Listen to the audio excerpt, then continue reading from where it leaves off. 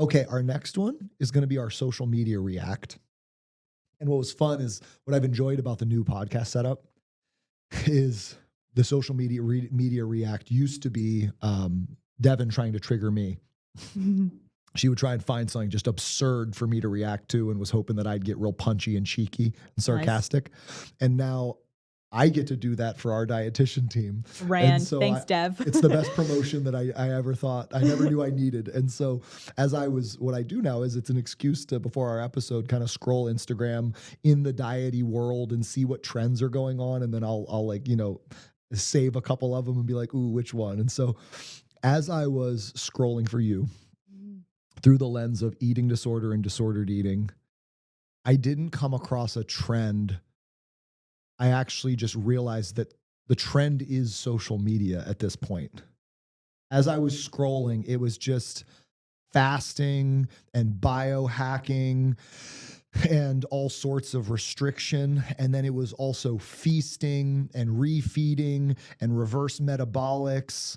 And then it was just food porn. But then it was food porn with a protein twist and food porn with a fiber hack.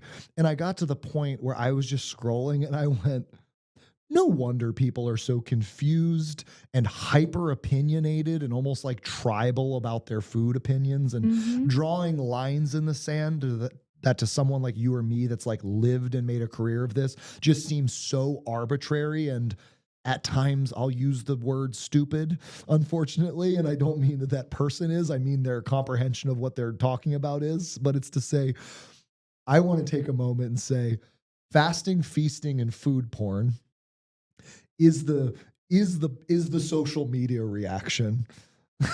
Fair. and with that in mind, I started thinking about, I don't think people really understand what food is or what it's meant for anymore. And I also personally go, people struggle so much with the core concept of hunger and fullness. Like when I think of the fasting and the feasting, that's an example of two extremes of a core concept, which is body request energy, person access and get energy, nourish body with energy, body feel satisfied, say thank you for energy, human use energy to go do thing. Like we've lost the plot. So talk to me about like hunger and fullness and satiety. Like, should I be stuffed at every meal? Should I be blood sugar trembling and shaking before every meal? Right. Where are we on this spectrum? I think you nailed it, or really hit the nail on the head. It is so confusing, right?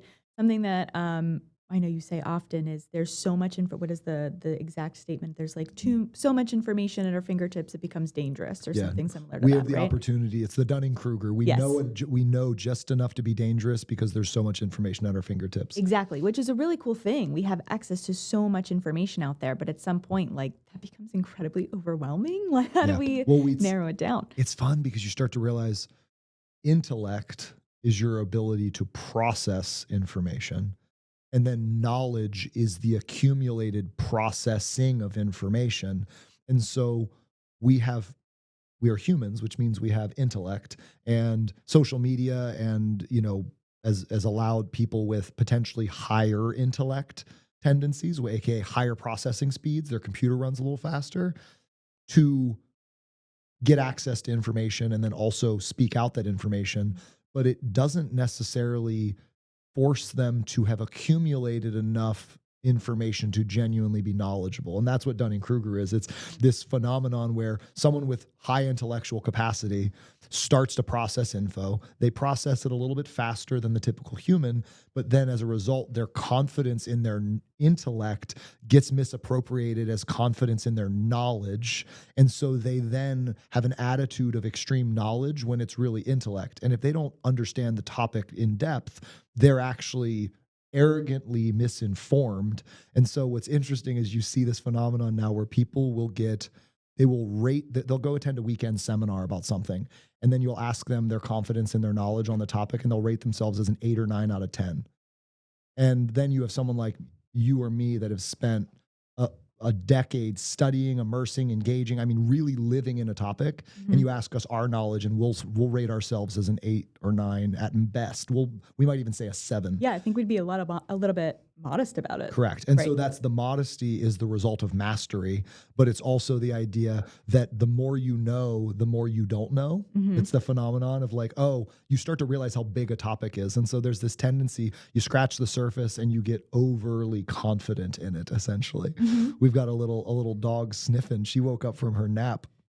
So Dunning-Kruger aside, Right. let's come full circle for a moment and let's talk about this hunger and fullness spectrum. Right. Sorry to fractal us. No, that was I'm known for a good fractal. That was hey, listen, that's a value add, so we'll take it. Hunger and fullness, I think, is really, really interesting. And I get that question, honestly, a lot, especially, do I have to be full? Should I be full more than once a day? People are mind blown when the answer to that question is yes, right? Like you think about it, you have 24 hours in any given day to be a whole person. You have 24 hours to sleep. You have 24 hours to sleep and rest, to hydrate, to eat, to shower, hopefully, and have good hygiene and go to work and have relationships and do all these things, right? In that period of time, roughly half you're awake. So in a 12-ish, right? Everyone's different, but in a 12-ish, I think you and I are both on the realm of we don't get enough sleep, but in the 12-ish hours that we're awake, we have that amount of time to fuel a body for 24 hours. So in that period of time, if you only get full once, that's kind of a problem, right? You're only getting full one time a day. And the reality of that is then your body is missing nutrition from the rest of the day, and there's no other time to make it up because you're asleep, right? Yeah. So I really love, we have a little icon or little graphic. I think Laura actually made it, the hunger fullness pendulum that we have. I love it. In that, it really explains the difference between what hunger feels like in a body and what fullness feels like in a body. And it's kind of shown on this spectrum, so to speak. And one of the analogies I really love to use is at the amusement park. Have you ever been on one of those like pirate ship rides? Yes, I was just thinking of the pirate ship back and forth. I freaking hate those things because when you get on there, and this is the exact analogy I love to use, you get on there and it starts and you're like, oh, okay, you're just kind of casually rocking back and forth, right? Everything's fine. 4, 6, Yeah, 4, 6. Exactly. 3, 7, 3, 7. And then it starts picking up. And you feel, I don't know about you, but I feel like my life is flashing before my eyes. I'm going to fall out of this boat. Like, how is this thing still a ride that kids are allowed on? Is beyond me. Not a roller coaster gal. But the boat starts swinging in these massive directions, and you don't feel comfortable or safe, or I think that's part of the thrill of a roller coaster. But in your day-to-day life, we don't want to feel like we're on a roller coaster all the time. Yeah. So when you think about the exact numbers that you were just using on the hunger fullness pendulum, you want a casual rock, a casual cradle, not like a holy smokes, I'm going to fall out of the boat at any given time. Yeah. So in regards to hunger and fullness, we want the body to feel hungry. That's a normal human experience. Feeling hungry is normal. What we do with that hunger is the big thing though, right? Like feeling hungry and then eating food and feeling full, that's the intention. Feeling hungry and running with it, that's when we get into the disordered eating and eating disorder spectrum, right? Yeah. Feeling hungry is normal. People feel that in a different way. Sometimes we feel that in our belly. Sometimes we feel it in our brain. We get, sleepy, or it's harder to concentrate or think. If you're getting to the place where you are shaky or your blood sugar is dropping or you're nauseous or you feel like you're going to pass out, we have gone too far. You are at the point of that amusement park ride that you're about to fall off the ship. Yeah, that's a problem. We want to avoid that. But the intention when you eat food is you get to the other comfortable side of the spectrum, which is fullness. Yeah. Fullness in a body is also normal, something we want to experience when we're eating meals throughout the course of the day. We want to feel full. We want to feel comfortable. We want to feel satiated. I love that word, satiation. Yeah. You want to feel all of those things when you're eating enough food, because that fullness, that level of satisfaction is going to carry you through to the next meal. If you're hungry and you eat just enough to feel neutral, you're going to get hungry sooner, right? Yeah. You kind of go from this, if I'm thinking about all the numbers that are associated with it, the numbers 3, or the number 3 comes to mind when we think about hunger. Out of 0 to 10, 0 being you're so hungry, 10 being you're so full, level of binge fullness, right? That level 3 hunger, which if you're looking for that graphic, we could probably post that if we're comfortable with it. Yeah, we can definitely do that. But that 3 level hunger is reasonable amount of hunger, right? 2, 3, 4. That's reasonable amount of hunger. If we eat enough food to get to 5, which is like the bare minimal, that is the ship is not moving yet. Yeah. We feel neutral. that is not enough to carry us a few hours, Yeah, right? it's not satisfied. Exactly. Neutrality and satisfaction are different.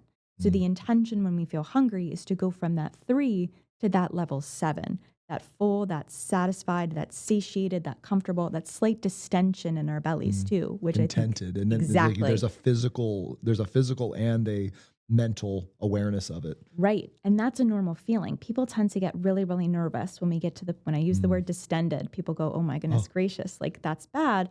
No, that's normal. Like you're putting food into your body. It has to go somewhere. Your yeah. intestines are going to swell just slightly, right? We're not getting so full to the point where we need to take our pants off in the bathroom or we need to change our clothes on the way Yeah. out of somewhere, right? The button pops off because we're Exactly. so distended. Right. No. That's a different Yep. conversation. But getting to the place of fullness and satisfaction at breakfast, that's what gives you enough energy and enough, really frankly, nutrition and food to get you through to lunch or a morning snack, depending on how your schedule operates, depending on what your nutrition needs for.